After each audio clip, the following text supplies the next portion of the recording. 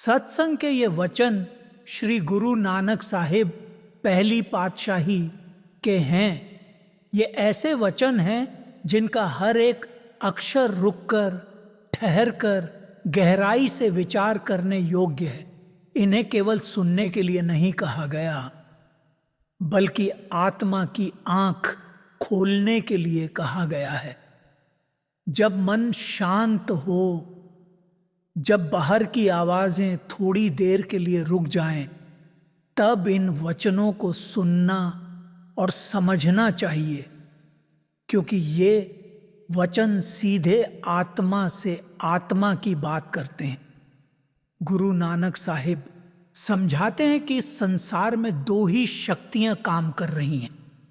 एक वह जो ऊपर की ओर ले जाती है, प्रकाश की ओर ले जाती है, सत्य की ओर ले जाती है। दूसरी वह जो नीचे की ओर खींचती है, अंधकार की ओर, विषय विकार की ओर। इन्हें संतों ने सुर और असुर कहा है, देव और दानव कहा है, और आज की भाषा में इन्हें पॉजिटिव और नेगेटिव शक्तियां कहा जाता है। लेकिन जो शक्ति जर्रे जर्रे में रमी हुई है, जो हर कण में समाई हुई है, जिसे किसी आंख से देखा नहीं जा सकता, उसी को संत राम कहते हैं। रमतीति सो रामा, जो हर जगह रम रहा है वही राम है। यह राम कोई नाम मात्र नहीं है, कोई शब्द नहीं है, बल्कि वह जीवित शक्ति है जो आत्मा को चलाती है, जो जीवन को जीवन बनाती है। महापुरुष बताते हैं कि राम को भी 4 प्रकार से समझाया गया है। एक वह राम जो दशरथ का पुत्र बनकर इस धरती पर आए। उन्होंने अपना कार्य किया और समय आने पर चले गए। उनका आदर है, सम्मान है, पर वह सीमित लीला थी। दूसरा राम मन है। यह वही राम है जो पल पल इधर उधर दौड़ता है, अभी यहाँ, अभी वहाँ, अभी घर में, अभी बाजार में, अभी अतीत में, अभी भविष्य में। यह मन कभी टिकता नहीं। ये वही राम है जो मनुष्य को बाहर की दुनिया में उलझाए रखता है। तीसरा राम वह शक्ति है जिसे ब्रह्म कहा गया है, जो इस सृष्टि को चला रही है, जो जन्म मरण के चक्र को संभाल रही है। और चौथा राम वह है जो इन सब से न्यारा है। वह सतनाम है, वह खंडों ब्रह्मांडों से परे है। वही संतों का राम है, वही असली राम है। वह राम जो भीतर काम करता है, वह राम जो काम, क्रोध, लोभ, मोह और अहंकार रूपी राक्षसों को मारता है। जैसे रामचंद्र जी ने राक्षसों का संहार किया, वैसे ही यह राम भीतर बैठकर काल की शक्तियों को काटता है। यह राम किसी धर्म, किसी जाति, किसी देश तक सीमित नहीं है। स्त्री हो या पुरुष, गरीब हो या अमीर, पढ़ा लिखा हो या अनपढ़, यह राम सबके भीतर समान रूप से मौजूद है। लेकिन दुख की बात यह है कि यह राम भीतर होते हुए भी दिखाई नहीं देता। क्यों? क्योंकि आंखों के पीछे पर्दा लगा हुआ है। आत्मा को बाहर की ओर मोड़ दिया गया है। मनुष्य जन्म लेकर बाहर ही बाहर घूमता रहा, रिश्ते बनाता रहा, धन इकट्ठा करता रहा, संसार के स्वाद छकता रहा, और अंत में ऐसे ही चला गया जैसे आया। अंधे आए और अंधे ही चले गए। गुरु की नानक साहिब कहते हैं कि जैसे किसान पहले पुरानी फसल खाता है, फिर नई बोता है, फिर वही चक्र चलता रहता है, वैसे ही मनुष्य अपने पुराने कर्मों को भोग रहा है और नए कर्म बना रहा है। जो आज किया जा रहा है वही कल भोगना पड़ेगा। लेकिन मनुष्य को इसका होश ही नहीं है। मन के कहने पर वह ऐसे ऐसे कर्म कर बैठता है जिनका फल बहुत कड़वा होता है। जब मृत्यु आती है तब कोई दोस्त, कोई रिश्तेदार साथ नहीं जाता। आत्मा को यमदूत धर्मराज के दरबार में ले जाते हैं। वहाँ कोई बहाना नहीं चलता। वहाँ साफ साफ हिसाब होता है। जैसा किया है वैसा ही सामने रख दिया जाता है। फिर आत्मा को उन योनियों में भेजा जाता है जिनकी उसने तैयारी की होती है। तब आत्मा रोती है, लेकिन तब पछताने से क्या लाभ। अगर मनुष्य पहले ही समझ ले कि उसके हर कर्म का हिसाब होना है तो वह खोटे कर्म क्यों करे। लेकिन मनुष्य कहता है यह दुनिया मीठी है, आगे क्या है किसने देखा है। इसी सोच में वह अपनी ही छुरी से अपना गला काटता रहता है। जो भजन सुमिरन करते हैं वे अपना बचाव स्वयं करते हैं। वे जन्म मरण के चक्कर से बाहर निकल जाते हैं। लेकिन जिनको अपने असली घर सचखंड का विचार ही नहीं आया, वे मन के पीछे पीछे घूमते रहते हैं। मन उन्हें भीतर टिकने नहीं देता। सोते समय स्वप्न, जागते समय संसार, मन कभी भी चैन नहीं लेने देता। हर आदमी अपना अपना जाल फैलाकर बैठा है। कोई दुकान में उलझा है, कोई जमीन में, कोई नौकरी में, कोई रिश्तों में, दिन रात दौड़ भाग। और जब मृत्यु आती है तब भी मन भागता रहता है। यही कारण है कि मनुष्य को सच्चा सुख नहीं मिलता। भीतर ठहराव नहीं है। आत्मा का असली भोजन नहीं मिला। आत्मा का पति परमात्मा है, लेकिन आत्मा ने मन को पति बना लिया है और मन स्वयं इंद्रियों का गुलाम है। आत्मा परमात्मा का अंश है। वह सचखंड से आई है, लेकिन बाप उसने मित्रता कर ली मन से और मन उसे कभी भीतर जाने नहीं देता। यही सबसे बड़ा धोखा है। गुरु नानक साहिब कहते हैं कि जो सतगुरु की शरण में आता है वही बचता है। सतगुरु ही वह है जो भीतर का रास्ता बताता है। सतगुरु ही वह है जो नाम का भेद देता है। बिना सतगुरु के न कोई भीतर गया है न जा सकता है। यह नियम आज का नहीं है। यह सृष्टि के आरंभ से चला आ रहा है। जिसने सतगुरु से नाम लिया और उसकी कमाई की, वही पार गया। बाकी सब बाहर ही बाहर घूमते रहे। मनमुख अंधे हैं। उन्हें अपने देश का पता ही नहीं। वे खाते पीते हैं, विषय विकारों में उलझते हैं और खाली हाथ चले जाते हैं।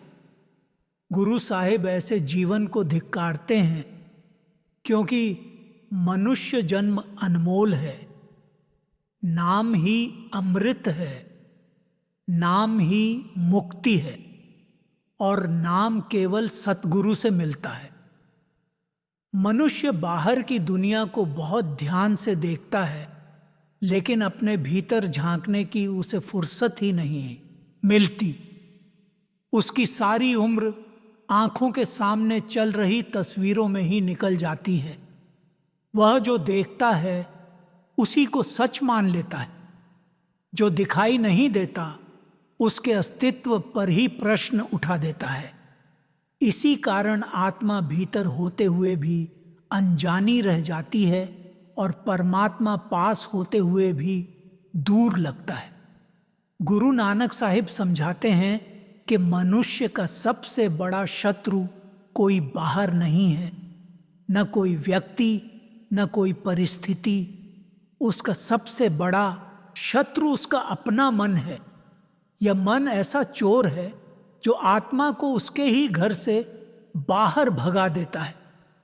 यह मन ऐसा व्यापारी है जो आत्मा को नकली सिक्के पकड़ा देता है और असली खजाना भीतर ही छुपा देता है। मनुष्य सोचता है कि वह अपने लिए जी रहा है, अपने बच्चों के लिए कमा रहा है, अपने भविष्य को सुरक्षित कर रहा है, लेकिन वास्तव में वह मन के कहने पर जी रहा है। मन कहता है और कमाओ और जोड़ो, अभी समय है, भजन बाद में कर लेंगे। इसी बाद में पूरी जिंदगी निकल जाती है। माया मन की सबसे बड़ी साथी है। माया दिखती बहुत मीठी है, लेकिन भीतर से जहर है। जैसे सांप ऊपर से चमकता है, लेकिन भीतर जहर भरा होता है, वैसे ही माया बाहर से सुख का आभास देती है, लेकिन भीतर से आत्मा को बांध देती है। गुरु नानक साहिब कहते हैं कि माया ने अनगिनत घर उजाड़ दिए हैं। ये किसी की सगी नहीं है। जिसने इसे अपना समझा उसने धोखा ही खाया। मनुष्य सोचता है मेरा घर, मेरी जमीन, मेरा धन, मेरे बेटे बेटियां, लेकिन इनमें से कुछ भी मेरा नहीं है। जब समय आता है तो आत्मा को अकेले ही जाना पड़ता है। न धन साथ जाता है, न रिश्ते। फिर भी मनुष्य इसी भ्रम में जीता रहता। गुरु नानक साहिब आत्मा की हालत को एक ऐसी स्त्री के समान बताते हैं जिसने अपने असली पति को छोड़ दिया हो और पराये के पीछे भटक रही हो। आत्मा का असली पति परमात्मा है, लेकिन बहुनोगो आत्मा ने मन को पति बना लिया है और मन स्वयं इंद्रियों का दास है। ऐसे में आत्मा को चैन कैसे मिले?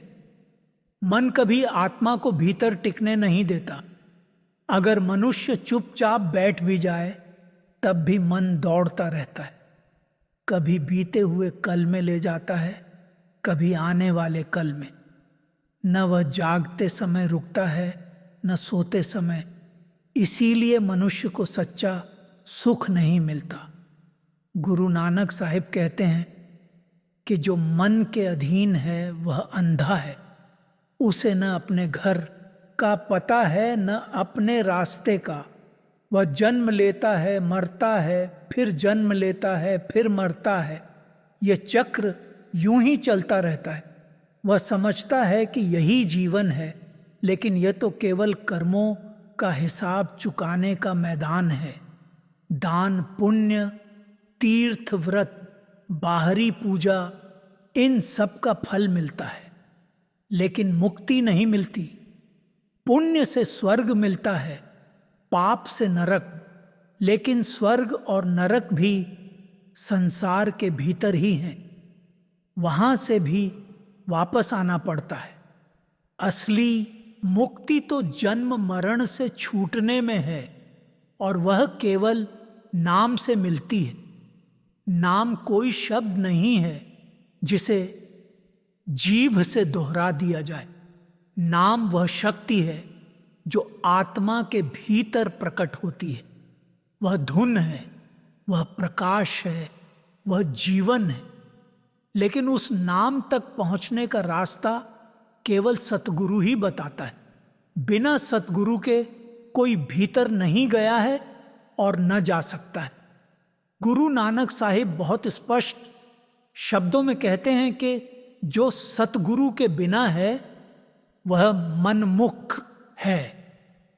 मनमुख को न समझ है, न दिशा। वह बाहर की दौड़ में ही जल जाता है। जैसे पत्थर पानी में भीगता नहीं, वैसे ही मनमुख का हृदय उपदेश सुनकर भी नहीं पिघलता। मनुष्य जन्म अनमोल है, यह यूं ही नहीं मिल जाता। असंख्य योनियों के बाद यह अवसर मिलता है। लेकिन अगर इस जन्म में भी मनुष्य ने भीतर की यात्रा शुरू नहीं की, तो फिर वही 84 का चक्कर। फिर कभी पशु, कभी पक्षी, कभी कीट। यह सब कर्मों का ही खेल है। गुरु नानक साहिब कहते हैं कि जो नाम के बिना है वह दरगाह में हार जाता है। वहां कोई चालाकी नहीं चलती, वहां केवल नाम का मूल्य है। वहां देखा जाता है कि आत्मा ने अपने जीवन में क्या कमाया। जो सतगुरु से नाम लेकर उसकी कमाई करता है, उसका बचाव हो जाता है। सतगुरु उसकी हर जगह रक्षा करता है। चाहे वह देश में हो या विदेश में, सतगुरु साथ रहता है। पर्दा खुला हो या न खुला हो, सतगुरु की निगाह शिष्य पर रहती है। लेकिन असली बड़ाई तो तब है जब इसी जीवन में भीतर पर्दा खुल जाए, जब आत्मा अपने पति को पहचान ले, जब शब्द धुन प्रकट हो जाए, तब जीवन धन्य हो जाता है। फिर मृत्यु भी भयावह नहीं रहती, वह तो घर वापसी का समय बन जाती है। गुरु नानक साहिब बार बार समझाते हैं कि बिना नाम के कोई पार नहीं गया। यह कोई नया नियम नहीं है, यह सृष्टि का शाश्वत नियम है। जिस दिन से संसार बना है, उसी दिन से यह नियम भी चला आ रहा है। इसलिए सबसे बड़ी बुद्धिमानी यही है कि मनुष्य अपने जीवन में सतगुरु की खोज करे, उनकी शरण ले, नाम प्राप्त करे और उसकी कमाई करे। बाकी सब कुछ अपने आप ठीक हो जाता है। जब मनुष्य जीवन की दौड़ में लगा रहता है, तब उसे यह आभास ही नहीं होता कि समय उसके हाथ से फिसलता जा रहा है। वह समझता है कि अभी बहुत वक्त है, अभी बहुत कुछ करना बाकी है। लेकिन मौत किसी को समय देकर नहीं आती। वह न उम्र देखती है, न हालत, न तैयारी। जब उसका बुलावा आता है, तब सब कुछ यहीं छूट जाता है। गुरु नानक साहिब समझाते हैं कि मृत्यु के समय मनुष्य सबसे अधिक भयभीत होता है। क्यों? इसलिए नहीं कि वह मर रहा है, बल्कि इसलिए कि उसे भीतर से पता होता है कि उसने अपने मनुष्य जन्म का सही उपयोग नहीं किया। आत्मा जानती है कि उसे भीतर जाना था, लेकिन वह बाहर ही उलझी रही। इसी डर से आत्मा कांपती है। जब शरीर छूटता है, तब आत्मा अकेली रह जाती। न कोई साथी, न कोई सहारा। उसी समय कर्म सामने खड़े हो जाते हैं। जैसे किसी व्यापारी का खाता खोला जाता है, वैसे ही आत्मा का लेखा खुलता है। उसमें न कुछ जोड़ घटाव होता है, न कोई माफी। जो किया है वही सामने आता है। गुरु नानक साहिब कहते हैं कि यमराज का दरबार कोई बाहर की जगह नहीं है, बल्कि वह कर्मों का न्याय है। आत्मा को वही रास्ता दिया जाता है जिसके लिए उसने तैयारी की होती है। जिसने जीवन भर मन के कहे काम किया, वह मन के ही लोकों में भटकता है। जिसने नाम को पकड़ा, वही नाम के साथ ऊपर उठता है। नरक कोई कल्पना नहीं है। वह अवस्था है जहां आत्मा अपने ही कर्मों की आग में जलती है। जिस तरह बाहर आग जलाती है, वैसे ही भीतर के विकार आत्मा को जलाते हैं। क्रोध, लोभ, काम और अहंकार यही आग है। जिसने इन्हें जीवन भर पाला, उसे इन्हीं में जलना पड़ता है। स्वर्ग भी कोई स्थायी स्थान नहीं है। वहाँ सुख है, लेकिन वह भी कर्मों का फल है। पुण्य खत्म होते ही आत्मा को वापस आना पड़ता है। इसीलिए संत कहते हैं कि स्वर्ग और नरक दोनों ही संसार के भीतर हैं। मुक्ति तो इन दोनों से ऊपर उठने में है। गुरु नानक साहिब समझाते हैं कि बिना सतगुरु के कोई यह भेद नहीं समझ सकता। मनुष्य बाहर की पूजा में लगा रहता है, कभी दान करता है, कभी व्रत रखता है, कभी तीर्थ जाता है। इससे कुछ समय का सुख मिल सकता है, लेकिन आत्मा को उसका असली घर नहीं मिलता। सतगुरु वही है जो भीतर का रास्ता बताता है। वह बताता है कि आत्मा का असली स्थान कहाँ है। वह यह भी समझाता है कि भीतर जाने की कुंजी नाम है। नाम के बिना भीतर का द्वार नहीं खुलता, और नाम केवल सुन लेने से नहीं मिलता, उसकी कमाई करनी पड़ती है। नाम की कमाई का अर्थ है मन को धीरे धीरे भीतर की ओर मोड़ना, मन को इंद्रियों से हटाकर शब्द के साथ जोड़ना। यह आसान नहीं है, क्योंकि मन वर्षों से बाहर की ओर दौड़ता आया है। जब उसे भीतर बैठने को कहा जाता है तो वह विद्रोह करता है, मन बहाने बनाता है। कभी कहता है आज थकान है, कभी कहता है कल से करेंगे, कभी कहता है पहले यह काम निपटा लें। इसी टाल मटोल में जीवन निकल जाता है। लेकिन जो मन की नहीं सुनता और सतगुरु के वचन पर चलता है, वही आगे बढ़ता है। गुरु नानक साहिब कहते हैं कि मनुष्य को अपने मन को शत्रु समझना चाहिए। यह शत्रु मीठी बातों से धोखा देता है। यह कहता है मैं तुम्हें सुख दे रहा हूं, लेकिन वास्तव में यह आत्मा को संसार की जंजीरों में जकड़ देता है। जब आत्मा सतगुरु की शरण लेती है, तब धीरे धीरे भीतर का पर्दा हटने लगता है। पहले अंधकार लगता है, फिर हल्की रोशनी दिखाई देती है, फिर शब्द की धुन सुनाई देने लगती है। वही धुन आत्मा का सहारा बनती है। उस समय मन कमजोर पड़ने लगता है, विकारों की पकड़ ढीली होने लगती है, आत्मा को भीतर का स्वाद मिलने लगता है। बाहर की दुनिया वही रहती है, लेकिन उसका असर कम हो जाता है। गुरु नानक साहिब कहते हैं कि जो नाम में रथ जाता है, उसके लिए मृत्यु भी बदल जाती है। वह डरावनी नहीं रहती, वह तो एक द्वार बन जाती। जब आत्मा को भीतर का रास्ता मिलना शुरू होता है, तब जीवन का अर्थ ही बदलने लगता है। बाहर की दुनिया वही रहती है, वही काम, वही रिश्ते, वही जिम्मेदारियां, लेकिन भीतर कुछ और ही घटने लगता है। जो पहले बहुत बड़ा लगता था, वह छोटा दिखने लगता है। जो पहले अनिवार्य लगता था, वह गौण हो जाता है, और जो पहले अनदेखा था, वही सबसे महत्वपूर्ण बन जाता है।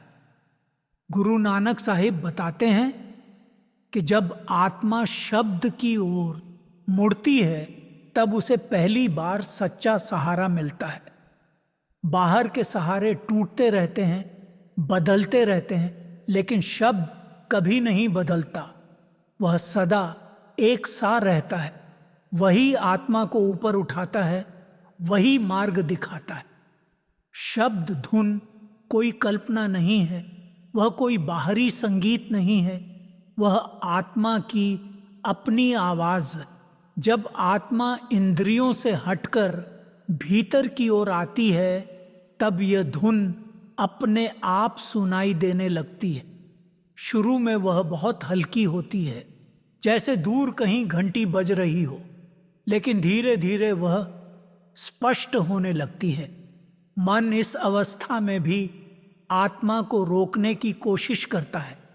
वह डर दिखाता है, भ्रम पैदा करता है, कभी सुख के लालच देता है, कभी भय के दृश्य दिखाता है। लेकिन जो सतगुरु के वचन को पकड़े रहता है, वह मन की चालों में नहीं फंसता। गुरु नानक साहिब कहते हैं कि यही वह समय है जब धैर्य की सबसे अधिक आवश्यकता होती है। जो थोड़ा सा अनुभव पाकर ही संतोष कर लेता है, वह आगे नहीं बढ़ पाता। लेकिन जो विनम्र रहता है, प्रतीक्षा करता है और निरंतर अभ्यास करता है, वही आगे के द्वार खोलता है। शब्द आत्मा को ऊपर की ओर खींचता है। जैसे नदी का बहाव नीचे की ओर होता है, वैसे ही मन का बहाव बाहर की ओर है, लेकिन शब्द का बहाव ऊपर की ओर है। जब आत्मा शब्द को पकड़ लेती है, तब वह मन की पकड़ से छूटने लगती है। इस अवस्था में बाहर के विकार कमजोर पड़ने लगते हैं। काम, क्रोध, लोभ, मोह और अहंकार अचानक समाप्त नहीं होते, लेकिन उनकी तीव्रता कम हो जाती है। आत्मा को भीतर का रस मिलने लगता है और बाहर के स्वाद फीके लगने लगते हैं। गुरु नानक साहिब बताते हैं कि यही वह अंतर है जो गुरुमुख और मनमुख में होता है। मनमुख बाहर की चीजों से सुख ढूंढता है, गुरुमुख भीतर के स्रोत से जुड़ जाता है। बाहर का सुख क्षणिक है, भीतर का सुख स्थायी है। जैसे जैसे आत्मा भीतर स्थिर होती है, वैसे वैसे उसका भय मिटने लगता है। मृत्यु का भय भी कम होने लगता है, क्योंकि अब आत्मा जानने लगती है कि वह शरीर नहीं है। शरीर तो केवल एक वस्त्र है जिसे समय आने पर बदल देना है।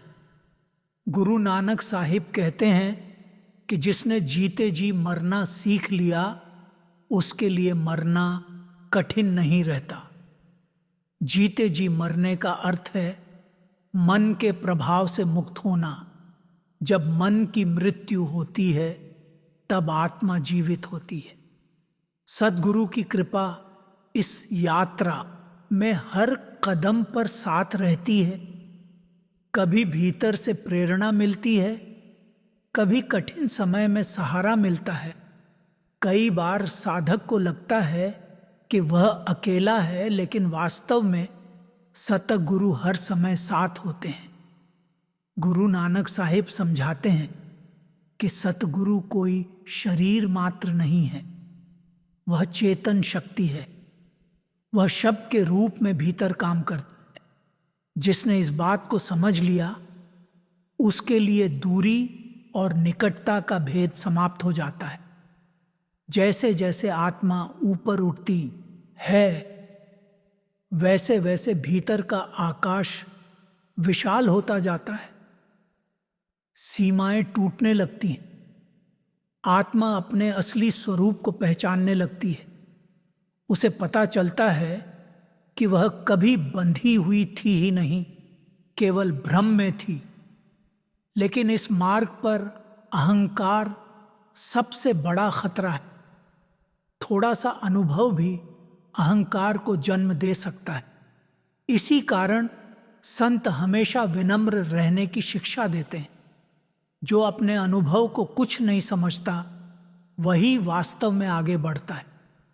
गुरु नानक साहिब कहते हैं कि सद्गुरु की शरण में रहकर नाम की कमाई करने वाला कभी खाली नहीं जाता। चाहे उसे कितना ही समय लगे, चाहे रास्ता कितना ही कठिन लगे, अंत में वही पार जाता है। यह मार्ग किसी विशेष वर्ग के लिए नहीं है। स्त्री हो या पुरुष, गृहस्थ हो या सन्यासी, जिसे भीतर की पुकार सुनाई दे, उसके लिए यह मार्ग खुला है। परमात्मा किसी से भेदभाव नहीं करता। सत्संग का उद्देश्य केवल सुनना नहीं है, उसका क्या है? उद्देश्य है जागना। जब भीतर की नींद टूटती है, तभी असली जीवन शुरू होता है।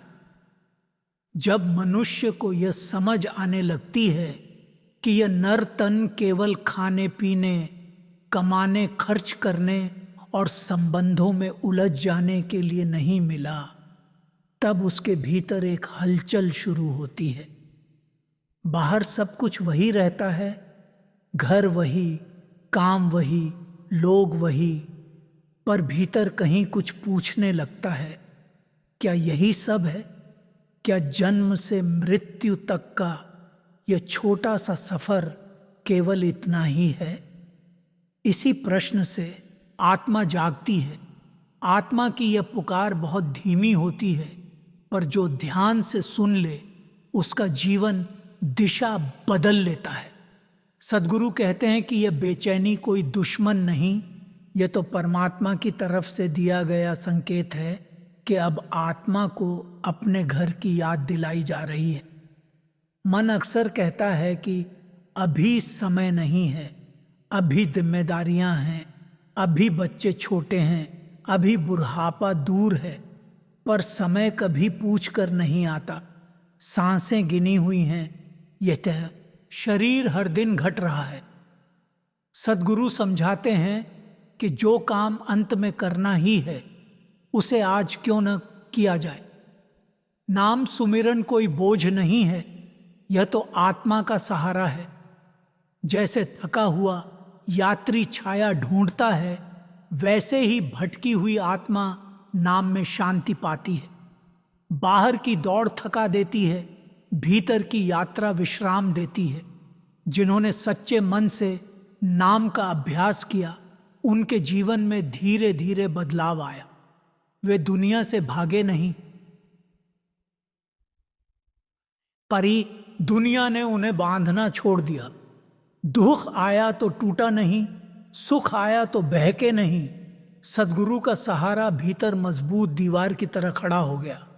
ऐसी अवस्था में मनुष्य समझने लगता है कि असली सुरक्षा धन में नहीं, पद में नहीं, रिश्तों में नहीं, बल्कि उस शक्ति में है जो भीतर से संभाल रही है। मनुष्य अक्सर कर्मों से डरता है। पिछले कर्म, बुरे कर्म, आने वाले कर्म, इनका बोझ सिर पर रखे चलता रहता है।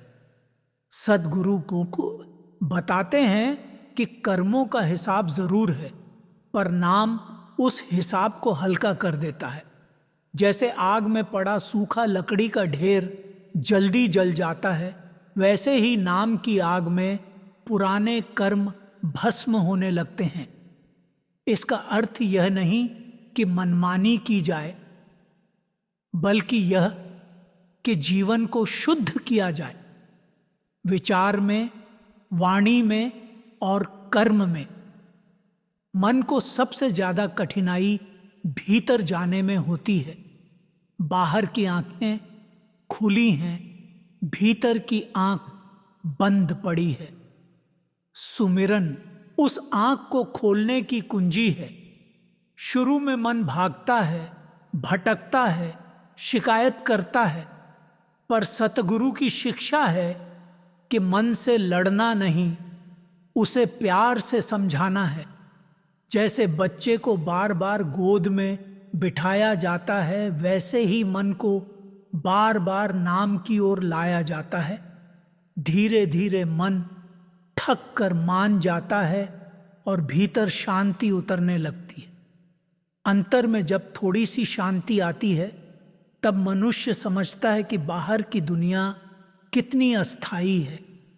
आज जो अपना लगता है, कल छूट जाता है। जो स्थायी है वही भीतर का संबंध है, आत्मा और परमात्मा का। सद्गुरु इसी संबंध को जगाने आते हैं। वे कोई नया रास्ता नहीं बताते, बल्कि भूले हुए रास्ते की याद दिलाते हैं। आत्मा पहले भी परमात्मा के साथ थी, आज भी है, बस बीच में मन की परत जम गई है। जैसे जैसे अभ्यास गहरा होता है, मनुष्य में दया बढ़ती है। वह दूसरों की कमजोरियों को समझने लगता है, क्योंकि उसे अपनी कमजोरियां दिखने लगती हैं। अहंकार धीरे धीरे ढीला पड़ता है। सद्गुरु कहते हैं कि सच्ची भक्ति वही है जो मनुष्य को विनम्र बना दे। अगर अभ्यास के साथ घमंड आ जाए तो समझ लेना चाहिए कि रास्ता भटक रहा है। राम नाम उर में गहियो जाके सम नहीं कोय, जीह सिमरन तिहु लोक में, ताको सदा सुहोए। यह वाणी केवल सुनने के लिए नहीं, जीने के लिए है। नाम को हृदय में पकड़ लेने वाला व्यक्ति अकेला नहीं रहता, चाहे वह भीड़ में हो या एकांत में। भीतर एक साथ चलने वाला साथी होता है। वही साथी जीवन की हर परिस्थिति में संबल देता है। एक गांव में एक साधारण सा व्यक्ति रहता था, न बहुत पढ़ा लिखा, न बहुत धनवान। दिन भर मेहनत करता, शाम को थोड़ी देर चुपचाप बैठ जाता। लोग पूछते कि क्या करता है, तो बस मुस्कुरा देता। एक दिन वह बीमार पड़ा, शरीर बहुत कमजोर हो गया। गांव वाले मिलने आए तो देखा कि चेहरे पर अजीब सी शांति है। किसी ने पूछा, डर नहीं लगता? उसने धीरे से कहा, डर किस बात का? जिसने जीवन दिया वही वापस ले रहा है। उस दिन लोगों ने समझा कि सच्चा सहारा बाहर नहीं, भीतर होता है। सद्गुरु की शिक्षाएं यही सिखाती हैं कि जीवन को डर से नहीं, विश्वास से जियो। मृत्यु कोई अंत नहीं, यह तो वापसी का द्वार है। जो जीवन भर नाम के साथ जुड़ा रहा, उसके लिए यह द्वार भय का नहीं, मिलन का बन जाता है। अंत में यही कहा जा सकता है कि यह नर तन बहुत बड़ी सौगात है, इसे यूं ही न घनवाओ। सुमिरन को जीवन का केंद्र बनाओ, क्योंकि परमात्मा सब कुछ करता है और उसी की कृपा से आत्मा अपने घर की ओर लौटती है।